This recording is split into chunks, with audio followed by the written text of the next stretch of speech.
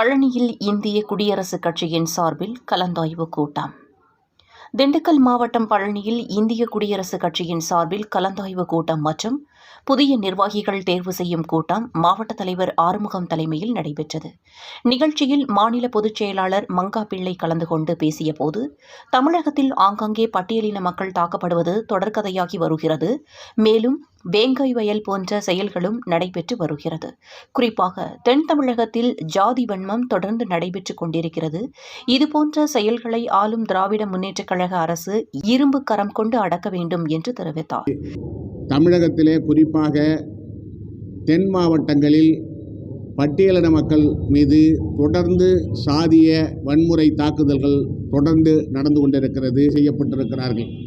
அதேபோன்று நெல்லையிலே பல கொலைகள் இன்றைக்கு தாழ்த்தப்பட்ட மக்கள் மீது நடந்தேறி கொண்டிருக்கிறது. அங்கே தாமிரபரணியிலே குளித்துவிட்டு வந்த 2 தலித் இளைஞர்களை அங்கே இருந்த 4 இளைஞர்கள் ஜாதி வெறி பிடித்தவர்கள் அவர்களை மறித்து அடித்து அவர்கள் மீது சிறுநீர் கடித்து கிட்டத்தட்ட ஒரு 5-6 மணி நேரம் அவர்களை அடித்து வன்புணர்வு செய்திருக்கிறார்கள், கொடுமைப்படுத்தியிருக்கிறார்கள். இது போன்ற சம்பவம் தொடர்ந்து தென் மாவட்டங்களில் நடந்து கொண்டிருக்கிறது.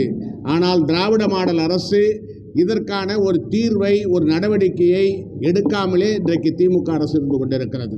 இதில் இந்திய குடியரசுக் கட்சியின் பொறுப்பாளர்கள் கௌரி சங்கர், மாரியப்பன், கதிர்வேல், பகவதி, முருகன், ராமன், சுரேஷ், ஜான், வின்சென்ட் மற்றும் கட்சி உறுப்பினர்கள் உள்ளிட்ட பலர் கலந்து கொண்டனர்.